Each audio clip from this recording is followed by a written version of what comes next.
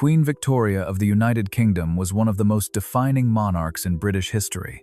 She reigned from the day of her accession on the 20th of June 1837 until her death in January 1901.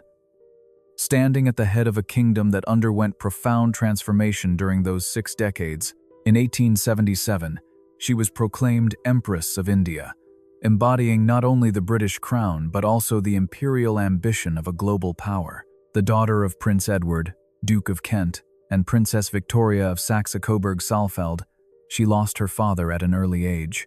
Her youth was marked by strict supervision, isolation, and an educational system designed to keep her dependent.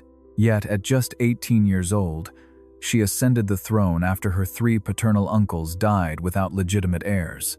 Although the United Kingdom was already a constitutional monarchy and her direct political powers were formally limited, Victoria repeatedly sought to influence government affairs and ministerial appointments. In public life, she became a national symbol, embodying the moral standards and personal values of her era. Through her marriage to her cousin, Prince Albert of Saxe-Coburg and Gotha, and the birth of 9 children, Victoria became the matriarch of numerous European royal houses. Her descendants would occupy the thrones of Britain, Germany, Russia, and Spain. For this reason, history remembers her as the grandmother of Europe. Yet behind this monumental historical role lay a life shaped by personal loss, inner conflict, and profound solitude. Victoria was never originally destined to wear the British crown. As late as 1817, her existence seemed to hold little significance for the future of the monarchy. The sudden death of Princess Charlotte Augusta of Wales, the only legitimate granddaughter of King George III, changed everything. Charlotte died giving birth to a stillborn child, triggering an unprecedented succession crisis. The king had 12 children, yet not a single legitimate grandchild stood ready to inherit the throne. Most of his sons were unmarried, childless, or involved in unstable relationships. Almost overnight, a race began among the princes to secure the dynasty through late marriages. Victoria's father, Prince Edward, was among them. He married the widowed Princess Victoria of Saxe-Coburg-Saalfeld out of dynastic necessity rather than romantic inclination.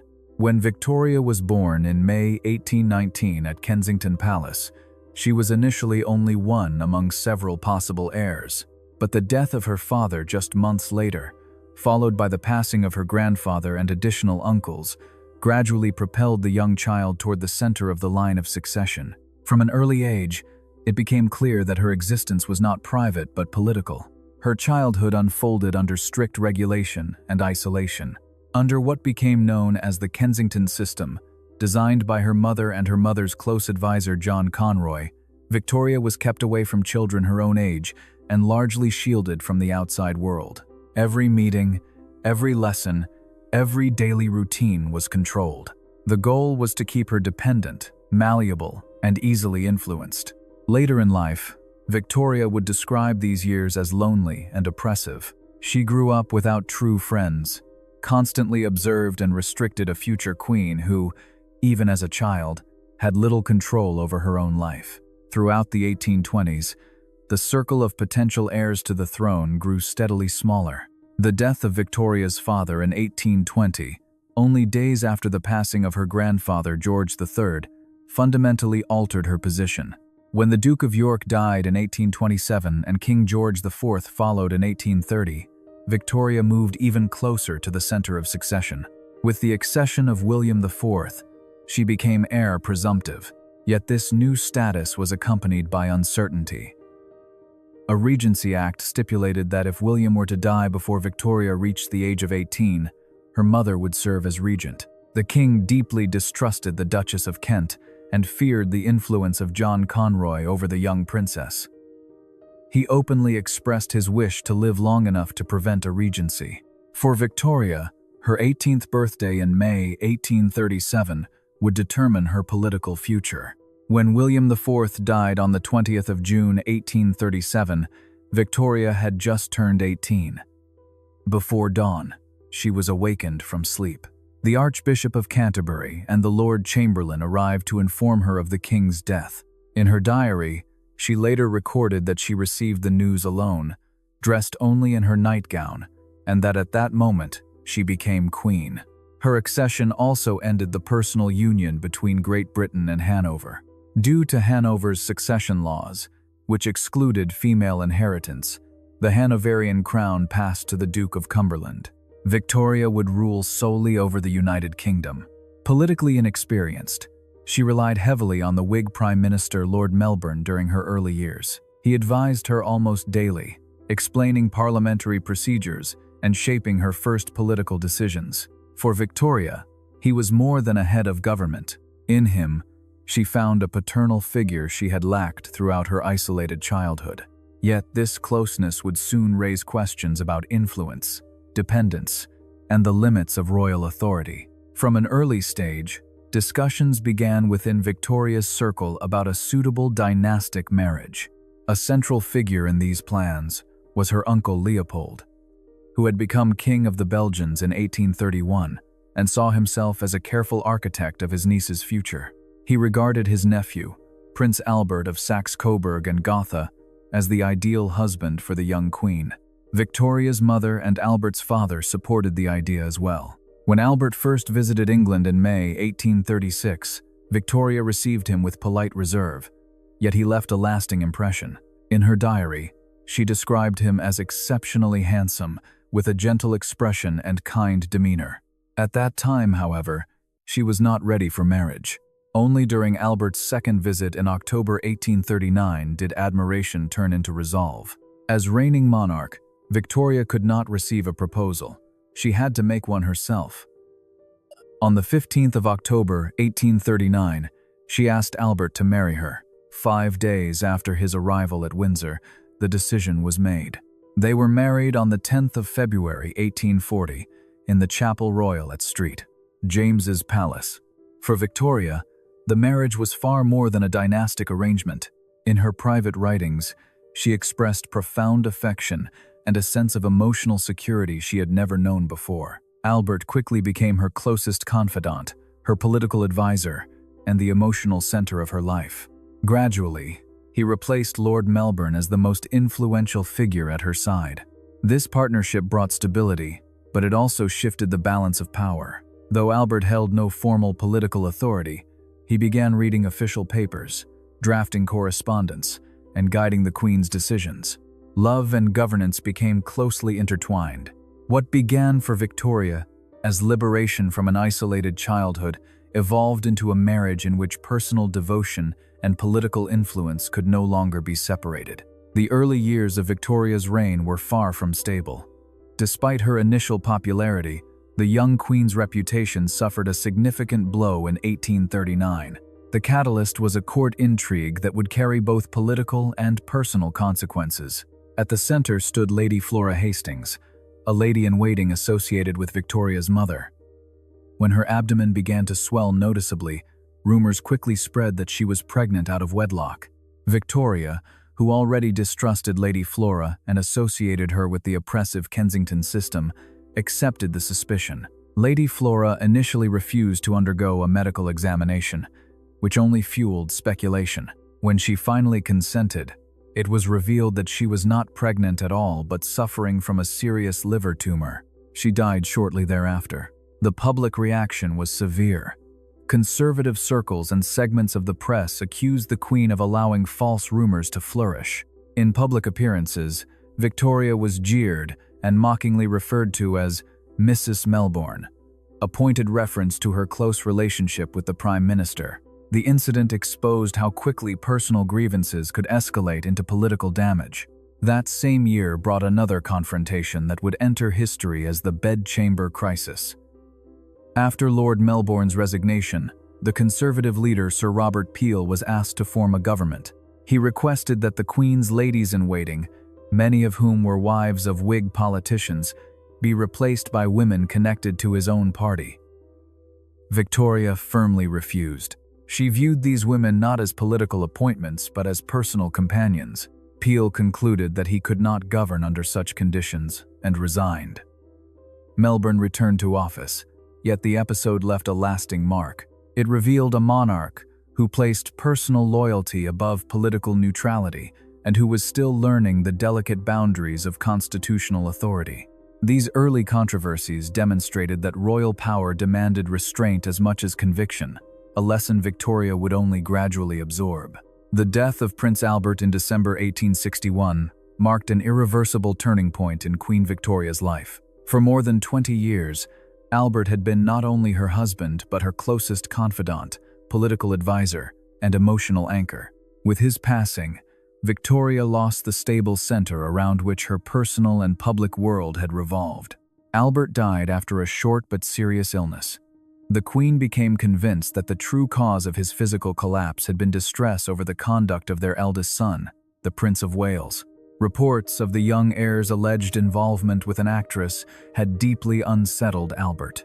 Victoria privately blamed her son for his father's death, a judgment that would cast a long shadow over their relationship for years to come. After Albert's death, Victoria entered a prolonged state of mourning. She withdrew almost entirely from public life, dressed exclusively in black, and avoided London for extended periods. Public appearances became rare. The monarch who had once embodied stability now appeared distant and withdrawn. This retreat had political consequences. The popularity of the monarchy declined noticeably, and Republican sentiment gained renewed momentum. In the press, she was mockingly labeled the Widow of Windsor. Though she continued to fulfill her formal constitutional duties, she governed from seclusion, residing primarily at Balmoral in Scotland, Windsor Castle, and Osborne House on the Isle of Wight. During this period, a new figure entered her life: the Scottish servant John Brown. He accompanied her on walks, oversaw her security, and became a constant presence at her side. Rumors soon circulated about the closeness of their relationship. Whether their bond was purely loyal and supportive or emotionally deeper has never been definitively established. What remains clear is that Brown provided comfort and steadiness at a time when Victoria felt profoundly alone. Albert's death did not end her reign, but it altered its character entirely. The Queen continued to rule, yet she no longer appeared as the same sovereign who had once stood at the center of public life. Despite her prolonged withdrawal from public life, Queen Victoria remained a central reference point within British politics. While she personally was marked by grief and declining health, the United Kingdom was entering the height of its imperial expansion. The monarchy increasingly evolved from an active political force into a symbolic center of national identity. Following the Indian Rebellion of 1857, the British East India Company was dissolved, and governance of India passed directly to the Crown.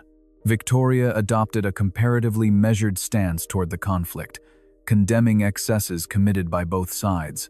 Nevertheless, India became a cornerstone of Britain's imperial self-conception. Under Prime Minister Benjamin Disraeli, Victoria's status experienced a gradual revival. Disraeli approached the Queen with a tone of respect and rhetorical loyalty that distinguished him from many of his predecessors. At his initiative, Victoria was formally proclaimed Empress of India in 1876, with the title publicly announced on the 1st of January 1877. This designation elevated her position beyond that of a constitutional monarch and reinforced the imperial prestige of the crown. At the same time, Victoria's public image began to recover. The rise of national mass media, grand state ceremonies, and carefully staged rituals helped present the monarchy as a stabilizing force in a rapidly changing society. Economic growth and the expansion of the electorate further supported this transformation.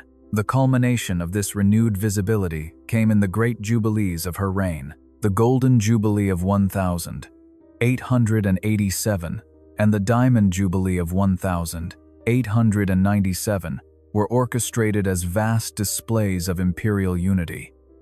Rulers, princes, and representatives from across the empire gathered in London.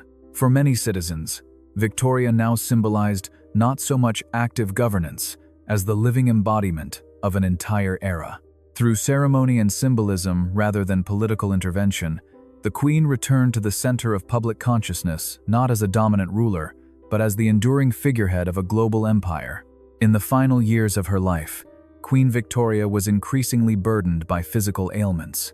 Rheumatic pain made walking difficult. Her eyesight deteriorated due to cataracts, and after a fall in 1883, she was at times confined to a wheelchair.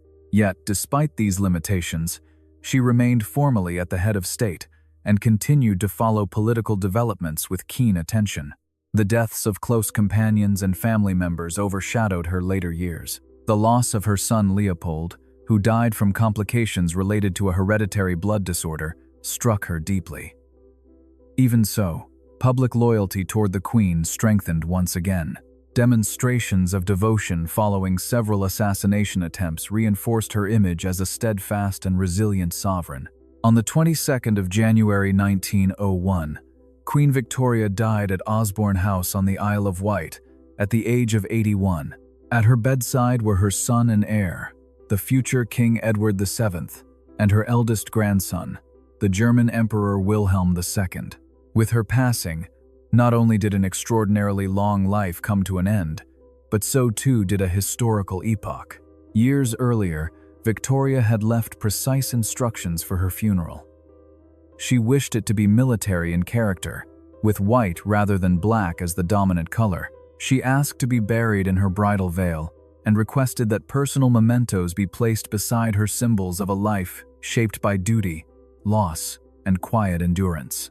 On the 2nd of February 1901, she was interred in St. George's Chapel at Windsor and later laid to rest beside Prince Albert in the Royal Mausoleum at Frogmore. With Victoria's death, the reign of the House of Hanover in the United Kingdom came to an end. Her son, Edward VII, ascended the throne as the first monarch of the House of Saxe-Coburg and Gotha, which would later be renamed the House of Windsor. Victoria's passing marked the close of a century that bore her name, an age defined by transformation, expansion, and the striking contrast between personal sorrow and imperial grandeur.